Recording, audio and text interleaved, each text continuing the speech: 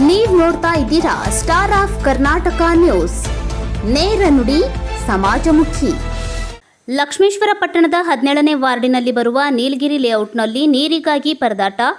ಲಕ್ಷ್ಮೇಶ್ವರ ಪಟ್ಟಣದ ಪೇಟೆ ಬಡದಲ್ಲಿ ಬರುವ ನೀಲಗಿರಿ ಲೇಔಟ್ನಲ್ಲಿ ಸತತ 3 ವರ್ಷಗಳಿಂದ ನೀರಿನ ಸಮಸ್ಯೆ ಇದೆ. ಇಲ್ಲಿ ವಾಸ ಮಾಡಲಿಕ್ಕೆ ನಾವು ಯಾಕಾದರೂ ಇಲ್ಲಿ ಮನೆ ಕಟ್ಟಿದ್ದೀವಿ ಅನ್ನಿಸ್ತಾ ಇದೆ.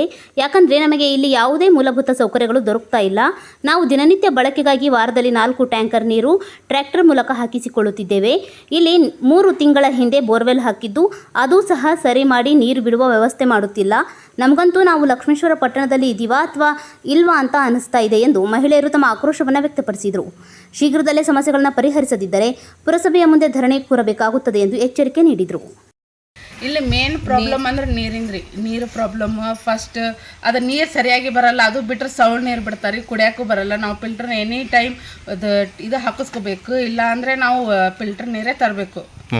ಇಲ್ಲಾಂದ್ರೆ ಇದು ರೋಡು, ಇದು ಫಿಲ್ಟರ್ ನೀರು ತರಕ್ಕೆ ಹೋಗ್ತೀವಲ್ಲ, ರೋಡು ಸ್ಲಿಪ್ ಆಗತ್ತೆ ರೀ. ಮಳೆಗಾಲ ಬಂತಂದ್ರೆ ಇದು ರೋಡ್ ನೋಡೋ ಆಗಿರಲ್ಲ. ಲೈಟ್ ಸರಿಯಾಗಿ ಇದು ಇಲ್ಲ, ಅದು ವ್ಯವಸ್ಥೆ ಅದು ಆನ್ ಮಾಡ್ತಾರಲ್ಲ ಅದಂತಿ ಕೈಯಲ್ಲೇ ಬರುತ್ತೆ ರೀ. ಹಿಂಗೆ ಹಿಡಿದ್ರೆ ಸಾಕು ಅದು ಮೈ ಮೇಲೆ ಬಿದ್ದಂಗೆ ಆಗುತ್ತೆ. ಹೆಣ್ಮಕ್ಳು ಹಾಕ್ಬೇಕ್ರಿ ಎಷ್ಟೊತ್ತಿದ್ರು ಅದನ್ನ. ಇದಕ್ಕೆ ಗಟ್ರ ಕ್ಲೀನ್ ಬರಲ್ಲ. ಮೇನ್ ಇದು ಗಟ್ರ ಎಲ್ಲ ತುಂಬಿ ಹುಲ್ಲು ಬೆಳೆದಿರ್ತೈತಿ, ನಾವೆಲ್ಲ ಕ್ಲೀನ್ ಮಾಡ್ಕೋಬೇಕ್ರಿ.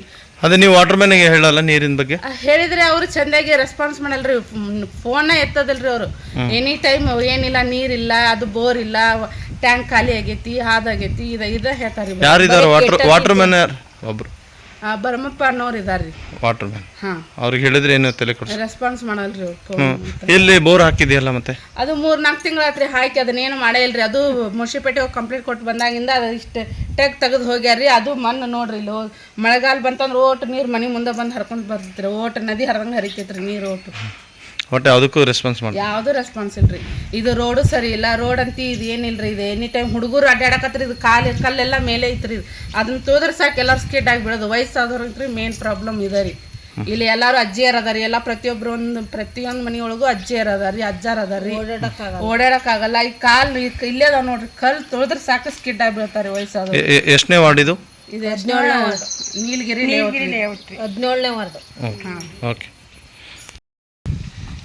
ಇದು ನೀರು ಇದು ಇದನ್ನ ಈಗ ಜಲ್ದಿ ಬಂದು ಇದೇನು ರಿಪೇರಿ ಮಾಡಲಿಲ್ಲ ಅಂದ್ರೆ ನಾವು ಮುನ್ಸಿಪಾಲ್ಟಿ ಮುಂದೆ ಧರಣಿ ಕೊಡ್ತೀವಿ ರೀ.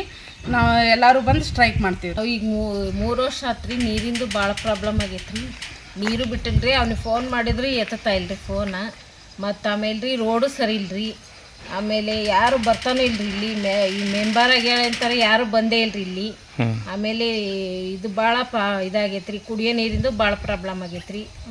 ಆಮೇಲೆ ರೋಡು ಸರಿ ಇಲ್ರಿ. ಅದೇ ಕುಡಿಯೋ ನೀರಿಗೆ ಹಾಕಿಸ್ಕೊಂತೀವ್ರಿ, ನೀರಿನ ಟ್ಯಾಂಕರ್ ಹಾಕ್ಸ್ಕೊಂತೀವ್ರಿ. ವಾರಕ್ಕೊಮ್ಮೆ ನೀರಿನ ಟ್ಯಾಂಕರ್ ಹಾಕ್ಸ್ಕೊಂತೀವಿ. ಅಂದ್ರೆ ತಿಂಗಳಿಗೆ ಎಷ್ಟು ಟ್ಯಾಂಕರ್ ನೀರು ಹಾಕ್ಸ್ಕೊಂತೀರಿ? ತಿಂಗಳಿಗೆ 4 ಸಲ ಹಾಕ್ಸ್ಕೊಂತೀವಿ. 4 ವಾರ ಬರುತ್ತಲ್ರಿ, ವಾರಕ್ಕೊಮ್ಮೆ ವಾಟರ್ ಟ್ಯಾಂಕ್ ಹಾಕ್ಸೋದ್ರಿ. ವಾಟರ್ ಮ್ಯಾನ್ಗೆ ಹೇಳಿದ್ರೆ ಏನು ನೀರು ಇದು ಮಾಡ್ತಾರೆ? ಫೋನ್ ಎತ್ತಲ್ರಿ. ಫಸ್ಟ್ ಆಫ್ ಆಲ್ ಅದು ಮೋಟರ್ ಕೆಟ್ಟೈತಿ, ಅದು ಬೋರ್. ಲಕ್ಷ್ಮೇಶ್ವರ ಪಟ್ಟಣದ 17ನೇ ವಾರ್ಡ್ ನೀಲಗಿರಿ ಲೇಔಟ್ನಲ್ಲಿದ್ದೀವಿ. ಇಲ್ಲಿನ ಸಮಸ್ಯೆ ಏನಪ್ಪ ಅಂತಂದರೆ, ಇಲ್ಲಿ ಭಾಳಷ್ಟು ದಿನಗಳಿಂದ ಇಲ್ಲಿ ನಿವಾಸಿಗಳು ನೀರಿನ ಸಲುವಾಗಿ ಪರದಾಟ ಪಡ್ತಾ ಇದ್ದಾರೆ.